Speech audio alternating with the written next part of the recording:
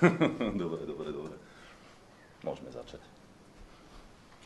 Dobrý deň, dámy a páni. Vítam vás na dnešnej tlačovej konferencii poslancov Národnej rady Daniela Krajcera a Juraja Miškova na tému Škandalózne konanie vlády voči médiám. Slovo odovzdávam poslancovi Danielovi Krajcerovi. Nech sa páči. Ďakujem pekne. Dámy a páni, konanie vlády Slovenskej republiky voči denníku N považujeme v Slovenskej občianskej koalícii za nehoráznosť a škandál. Máme k dispozícii právnu analýzu od renomovanej advokátskej kancelárie.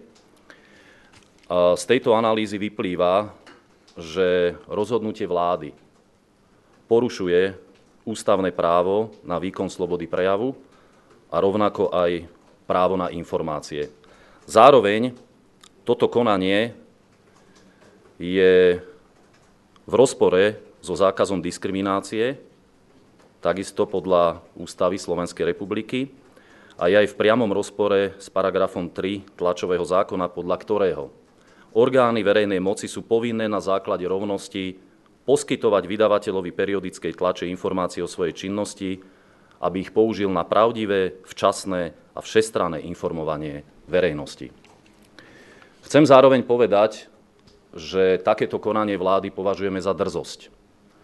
Občania tejto krajiny sú vyzývaní k tomu, aby dodržiavali zákony tejto krajiny, platili dane, správali sa v súlade so zákonmi Slovenskej republiky.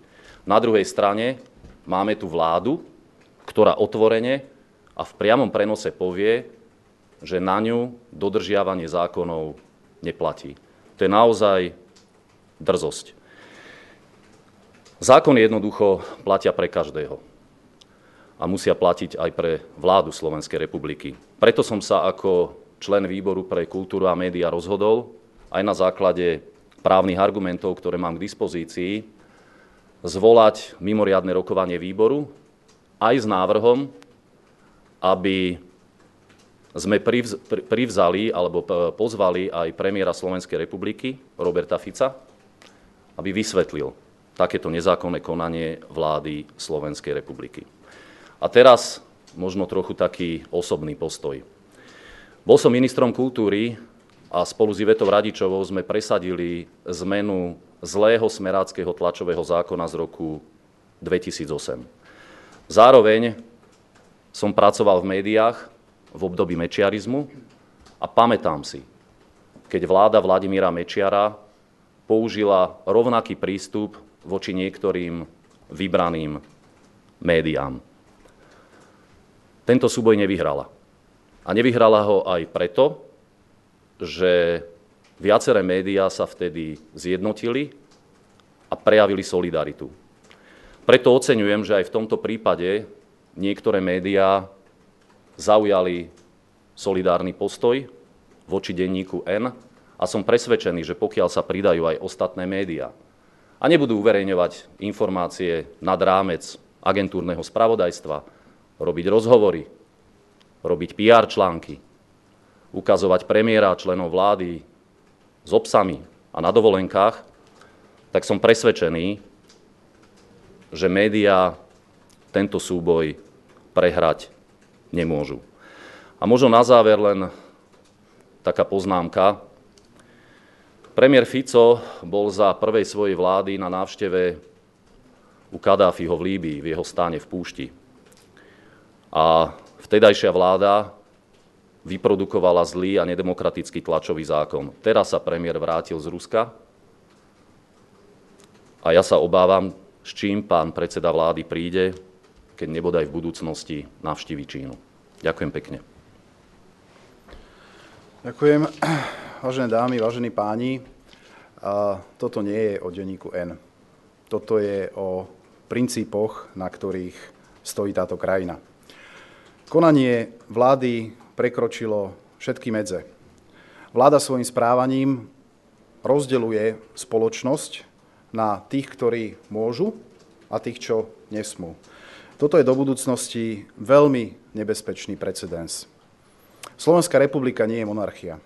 Vláda nie je šlachta.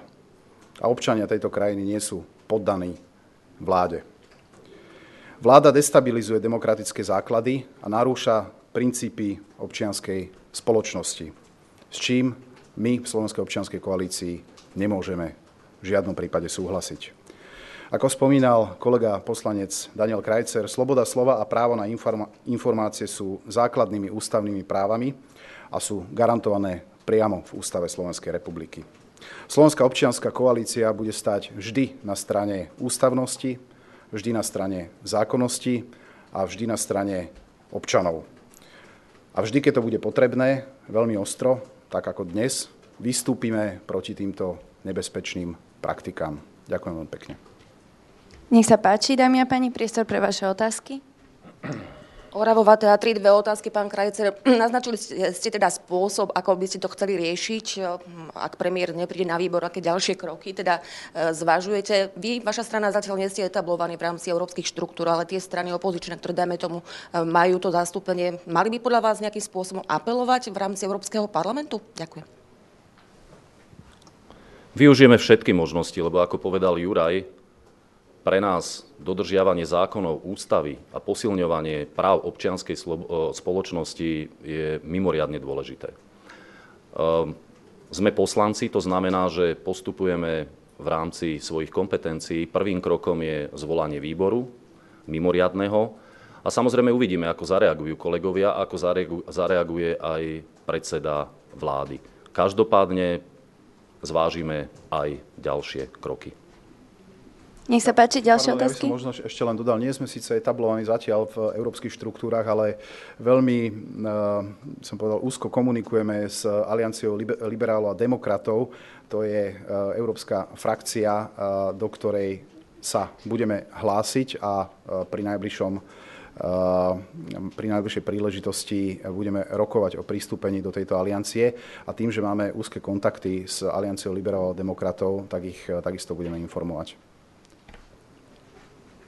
Ste nejak dohodnutí s ostatnými opozičnými poslancami, lebo na to zvolanie výboru potrebujete 1/3. Už ste nejak komunikovali? Myslím si, že to je taká vec, kde máme podobný názor na túto otázku. Áno, je potrebné podpis 5 poslancov, je nás 6 opozičných. Ťažko si viem predstaviť, že by niektorý z opozičných poslancov nepodporil takýto návrh. Ešte nejaké otázky? Ak nie sú ďalšie otázky, ďakujem vám veľmi pekne za vašu účasť a prajem vám pekný deň. Ďakujeme, pekný deň.